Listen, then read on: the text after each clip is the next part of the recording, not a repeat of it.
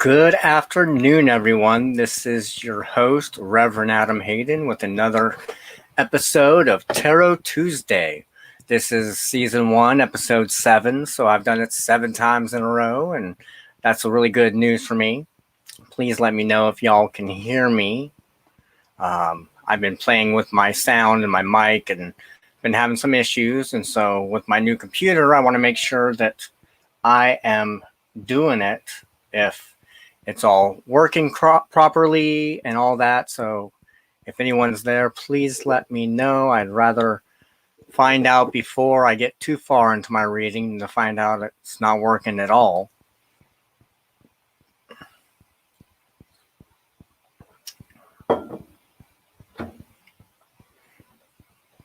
So the big news I got that I let my patrons know on Friday for our Ankara Gwyn study group is that I was able to be blessed by getting a new laptop.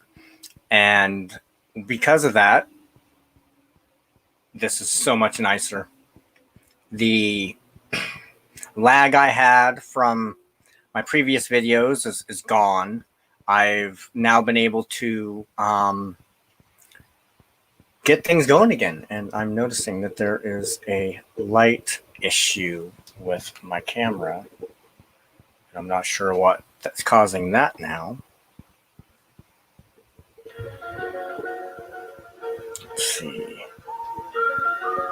Is that better? Looks like it's better. Okay, yeah. Because I wasn't able to sit there and get everything situated, I've been having deals with my mic, and with my mic comes a lamp, and it's been a little bit hectic. I'm going to turn up the volume on my YouTube just to see if it works. It may leave some squelching. Situated. I've been having deals with my mic. Okay, my mic comes a lamp. Works. That is really good to hear. So yes, welcome.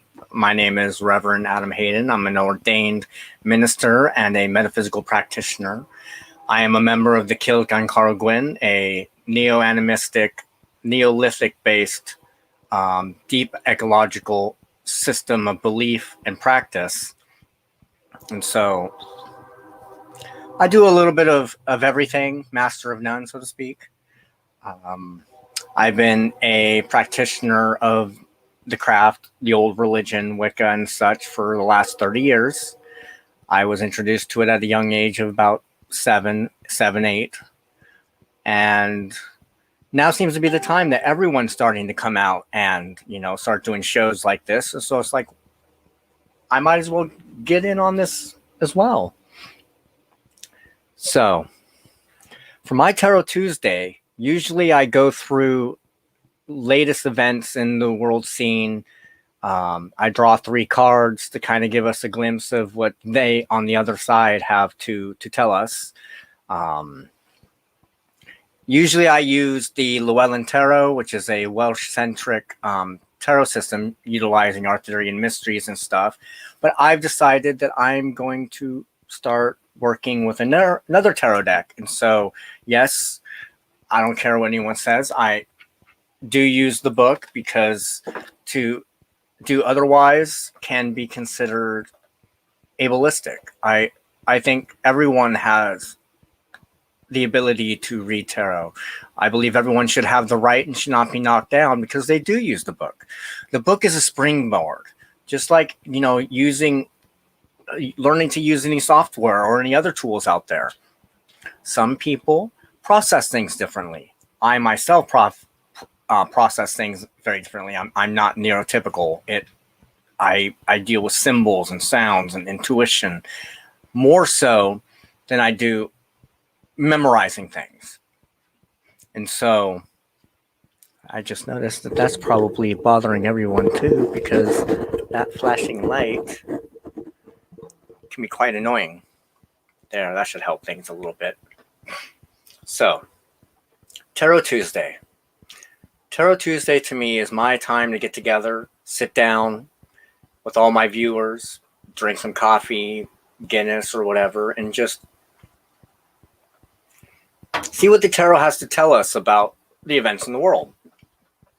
So, the first card I pulled because I prepare this ahead of time. I do a breaching ceremony, and I ask that the Undeadian be with me as I work with my familiar spirit to interpret these cards and as they need to be interpreted by me. So the first card I picked is 13. In this deck, it is the Lord of Shadows. Here, let me see if you can see that. It might be hard because of the green screen stuff. But now, the Lord of Shadows is a card of change. It's about transitioning from the shadow into the light.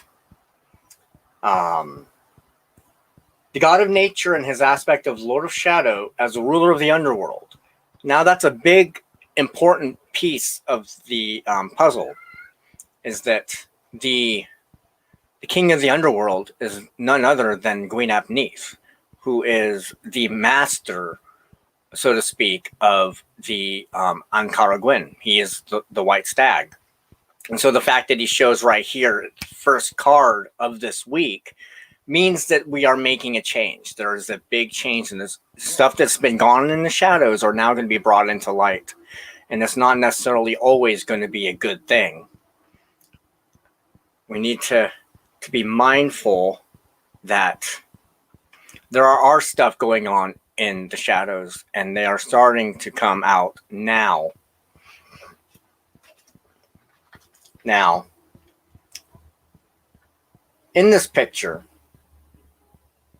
the ruler of the underworld pauses in the shadows of the forest to watch an elderly man with his grandson walk away from a well with a full bucket of water. Now, water is a symbol of emotions. It's a symbol of transmission. It's a symbol of life force energy. The magical waters of life that sustain one's creative spirit and joy being. The man and child show the generations that flow from the water of life, the satisfaction of a life well lived under the bright light of the sun. But see, the Lord of Shadows is not necessarily just the wise man in the wood, the hermit. The Lord of Shadows is also the Lord of the Dead himself. And so I'm seeing a harvest coming. A big chunk of lives are going to be lost here soon. And it unnerves me. And I've seen a lot of it be brought about by certain political regimes. Like I recently read an article on Facebook about North Korea mobilizing long-range ballistic missiles to one of their southern strongholds in the Korean Peninsula area.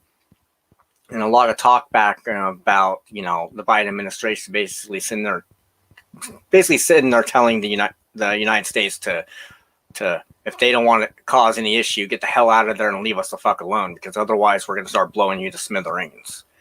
And so we've got that in one aspect. We've got this building arms race with China. We're going to see something here soon. And I believe that the Lord of Shadows is telling us that to watch and to not be amazed when certain things that certain groups of people have been professing for countless generations stuff starts happening.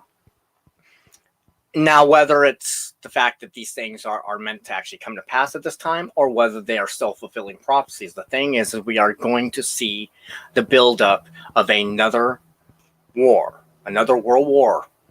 And it's there. It is right there. It's on the tip of our tongues. And if we but look at it, and it wouldn't matter on who was president or who wasn't. The thing is these things have been in the works for so long that it's almost a guarantee. It's more just waiting for the first whistle to blow to start the series. So the Lord of Shadows is telling us to be mindful of the political arena. But it's also about being mindful that we are now just passing Ostara, which is the beginning of the fertility season. And so with that, the shadow self, the deeper inner part of our being is going to start manifesting through physical action. Like now is the time to take that sublimation of energy and to plant those seeds that I've constantly mentioned through my videos many times, Now is the time to really get in there and start planting your seeds. Whether it's a physical garden, whether it's where your calling is, whether it's work, family, what have you. Now's the time to start planting those seeds that you want to harvest when it comes to like Lunasad and Mebon. And now for you on the other end of on the other side of the world, you're getting to that part where you're actually already harvesting. I believe it was Mebon that just passed for our Southern Hemisphere folks. And now is also still a good time to go ahead and see which seeds you're going to keep, which ones you want to plant this next cycle. And I highly recommend it. I've read that there's a lot of stuff going on in the Southern Hemisphere that people aren't really talking about because they're still wrapped up in pettiness that portrays itself as our news. So now, as for the second card I pulled the King of Chalices. Now, the King of Chalices looks something a little like this. Look how sumptuous that table is, all that food. The King of Chalices. Now, in Anne Moira's book, The King of Chalices says that this is a card of competence, business talks, and professional assistance offered in a casual atmosphere. There's confidence through success and security, through accumulated wisdom and respect gained from others. Willing to share this expertise and acting as a mentor, counselor, or tutor, especially in the professional or business field, the person may be a compassionate healer or physician. Offering loyalty to others who may or may not reciprocate in kind, the person may be viewed as crafty and egotistical. Scientific work is also indicated, as well as interest in the creative arts. This card can represent a business lunch with someone senior where helpful information may be gathered, a social invitation. It looks like this card is telling us more about getting out there with our businesses, with in my case, my ministry. Now is that time to take that last bit of stimulus that people may actually get and invest it wisely, because we do not know what the future may hold on the economic front, on the political front, and on the world front. And so I highly recommend, if you have a chance to squirrel it away, because it'll be needed. Because things are not going to be easy for any of us out there. And so the King of Chalices tells us that we must be mindful of our business dealings, the energies and the relationships that we obtain and maintain. You are who you hang out with. And I'm not a big promoter of the concept of like attracts like, because it has been misused so constantly by those who use those terms that they forget that it's become almost an excuse not to do good, because, oh, well, they get what they deserve. And then on the other front, it causes people to sit there and say, well, all the stuff bad that's happening to me because that's what I brought into my field. Sometimes bad things happen to good people.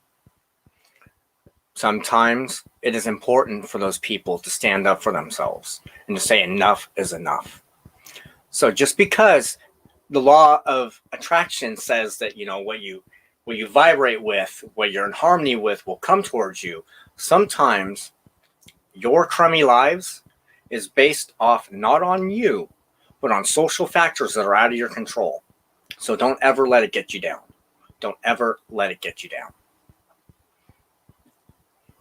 And then for the third card, I pulled the Wild Hunt. In other decks, this is the Tower. Isn't this wonderful news for this next week? Isn't it wonderful?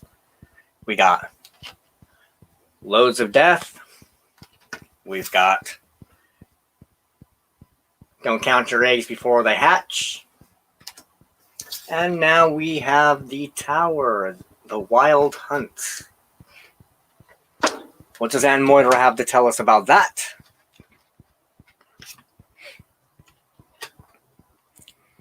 Now, the wild hunt, for those who don't know, is led by the god in his aspect as a hunter. He is Gwynap Neith, is the turbulent rider that travels in the night sky as severe winds, thunderous rolling black clouds, and streaks of jagged lightning. Their shocking passage initiates abrupt changes as they gather what is no longer viable along their route to the underworld. This wild hunt is the same force that can be said to be, in a way, behind every pandemic that has been out there. It is the wild raid. It is the tithe to hell, as many have called it. So the wild hunt, symbolized in here in other cards, is the tower. It means that it's time for judgment to rain down. And now I'm not talking about any sort of moral or ethical sense of judgment, but just the way life and death work together. Life is a symbiosis of many life forms working in harmony or disharmony with each other. That is what makes life exist. For instance, our skin cells. You can almost say that those cells have a life of their own. They are programmed to do certain things in response to certain other things. We likewise are molded and adapted by other than human entities, seen and unseen, in this world and the next.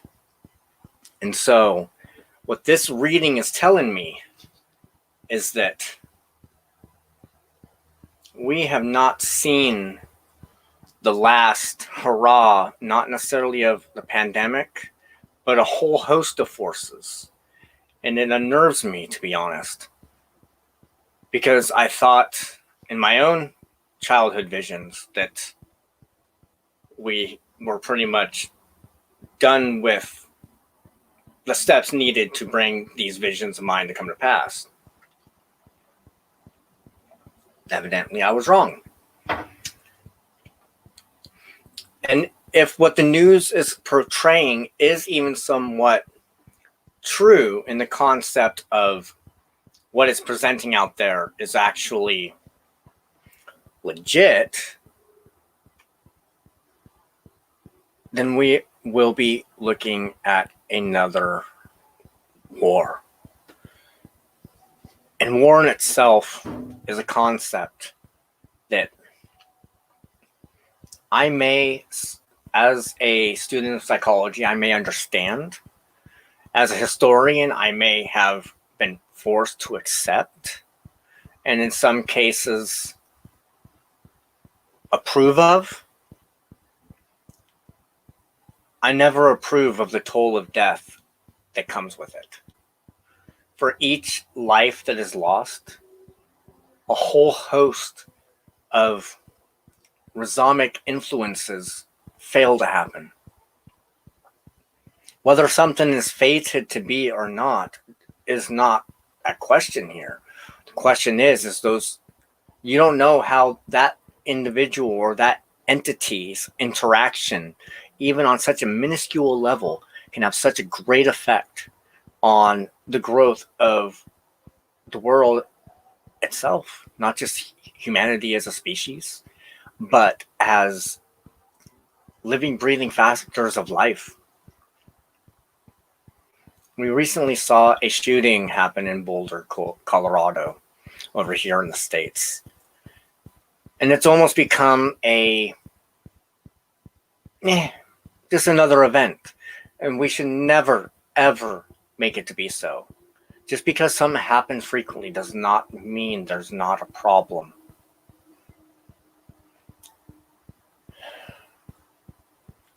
Be accountable, my friends. Be accountable on your interactions. You never know what can happen next. We never know when the bomb will drop. We don't know when the shot will be fired. What we can know, though, my friends, is that life will continue on. It's just a fact of life, is that it continues. It rolls on. And with that in mind, I don't know, I'm just feeling very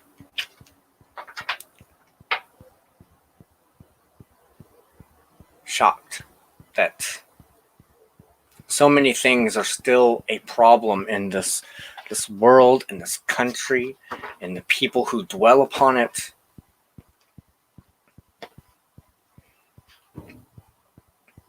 In my study of the works of Robin Artisan, there are so many things that is mentioned that you cannot help but to go, that's why everything is the way it is.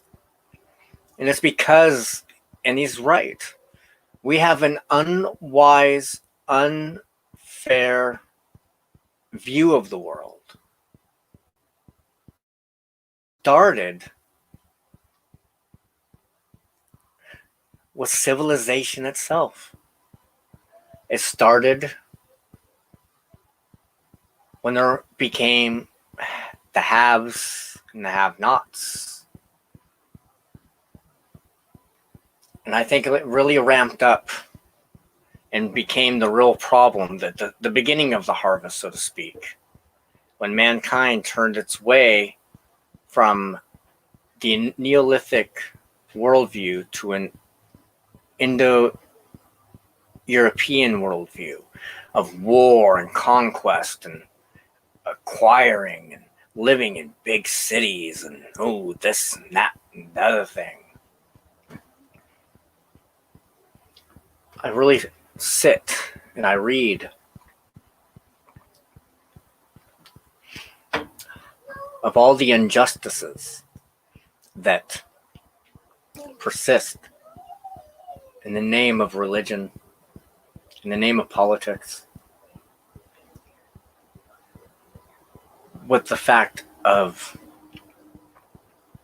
that these things should never have been in the first place. And so I just wish that people would really contemplate where they are at, what they are doing, how they interact with others. Where is your vibes? I'm just shocked. But for those who don't know, on another level of my life, I have purchased the domain name revadamhayden.com. All of my services and information can be found there. My link to my Patreon account. Those who subscribe to my Patreon automatically get all my services for free, because this is my ministry. This is my work. This is my job to teach, to heal, to guide, to learn. And thanks to my patrons, I can do that. I can provide content and get word out about, so many of these perilous and joyful and wondrous things. So shout out to VJ, to Jill, to Elaine, to Angad, and to Dwayne. You guys help pay my bills. You guys help me realize that I can do this, that my words do matter, that the skills I have are worth it, and I am worthy to practice these things and to receive payment for these services. Now, if you're not a patron or you do not want to be a monthly patron, even though I have my lowest tier at $5 a month and my highest tier at $20, I do charge for sessions, $25 for divinatory session, whether it's a tarot reading, rune reading.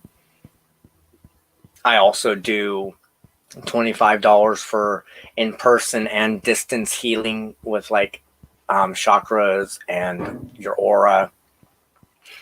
And I find it actually is easier for me to do it through distantly, mostly because of COVID restrictions. And I also provide petitions and offerings on behalf of my clients to they over there, to the Undeadian themselves. Not that if they did it themselves, it would work or not. It would. But some people feel that certain people are more predisposed or have a stronger relationship. And so sometimes they go to other people. They go to their ministers or whatever to do these things on their behalf. And I do that. I do petitionings pretty much every night. I do distance healings a couple times a week. Tarot readings not so much lately, I've noticed, which is kind of interesting because I started out with basically just doing tarot readings. But I find now it's become more focused on other aspects of my ministry. And I think that's more of the fact that I have a lot to say. People out there may want to listen. So if you want to get involved or learn more about what I have to present, you can always go to my website, revadamhayden.com. On there, you'll find links to my YouTube. You'll find links to my Facebook. You'll find links to my Instagram, all that stuff. But most particularly, the one for the Patreon. I put so much stuff on there that I do not put on any other media venues. And oh yes, if you are a patron, you are automatically eligible to join in at any time for our Ankara Gwyn study group. I do that every Friday, 4 p.m. Pacific. We had just finished the first part of chapter 1 of Ankara Gwyn. So if you want to jump on in, just become a patron. $5 minimum. You know, that's my lowest tier setting. And if you want to get involved, just jump on board. I have access to a Discord for my patron only Discord. But I also have another announcement. Here soon, I'm going to be adding another segment to my YouTube channel. Currently, I have my Tarot Tuesday. I've got my Ankara Gwyn study group on Fridays. And there is another one that will be starting here soon. I'm not sure on the date, the time, or even its focus. They over there decided to go ahead and just give me a name and to run with it. And so this segment will be called A Dragon's Voice. To kind of go in with the book I am slowly working on now that I've got my word software and stuff all figured out. Now, A Dragon's Voice, the book I'm working on, is a lifelong project I've had. I've worked a few times, sometimes with collaboration with others, sometimes by myself, but I've been working on this book on Welsh fairy witchcraft. And I quit doing it for a while because one of the people I worked with was a person who plagiarized a lot of stuff. A lot of the stuff that was found in the Word documents we were collaborating on together and stuff had actually been taken from legit people. And that's actually how, in the long run, I found out about Robin Artisan. One of the things that was taken was one of his articles back on the old Scare Spite website he once held. And so I haven't been working on A Dragon's Voice in a while. So until now, because I was able to get a new laptop, I now will have that time and more flexibility to go ahead and start writing that. And so in line with that, evidently, maybe that's what they over there are saying, is it's time to get out there with rock my Welshness or whatever. I don't speak the language. I'm slowly learning, and it is hard to unlearn. But I do have ancestry back to the Isle of the Mighty. I do. Most of this has been verified through DNA, at least as far back, if my records are correct, at least as far back as to Radri Maur of the Hubert. But even further back, if the ancestry files and stuff are correct. And so I've always had that connection to my Welshness. And as so many different Welsh authors and stuff have started coming out of the woodwork, and some of them have disappeared, and their traditions are pretty much null and void. It feels like, in a way, there is a lack thereof in this realm, but yet it's still very strong. If you get my drift, it's kind of hard to explain. Like in the 60s and stuff, you had Ytwila Teg, Churchadwinian Win. You had a few other organizations that were Welsh centric, and as with everything in that time period and stuff, witch wars and plagiarism lawsuits and just a bunch of bad juju. And then, like in the last 10 years, been more of a push thanks to like Christopher Hughes, Marla Starling, and all these other individuals coming forth and saying, no, here is some Welshness for you. Well, you guys know a lot more than me, and so I follow your guys' channels to kind of fill in the gaps, and I think that's where my focus is going to be, is, my own explanations of like the Mabinogi, of the Barthas. I know there's many controversial things with the Barthas themselves, like the Ilil Morganwig, but you take what you can get, and you let them over there fill in the gaps. And so that really is all I have for my Tarot Tuesday. And I was expecting something more pizzastic and joyful, and all I got was a sudden feeling of dread and drain. And I just finished doing a breaching. I was just in the zone. I did all the stuff I needed to do to get myself ready, and I just felt this heavy weight upon me. Those cards really unnerved me. And I don't know if that was my own familiar spirits and they're saying, hey, this is some heavy stuff, or whether something else is going on that I'm not keen with the sight yet.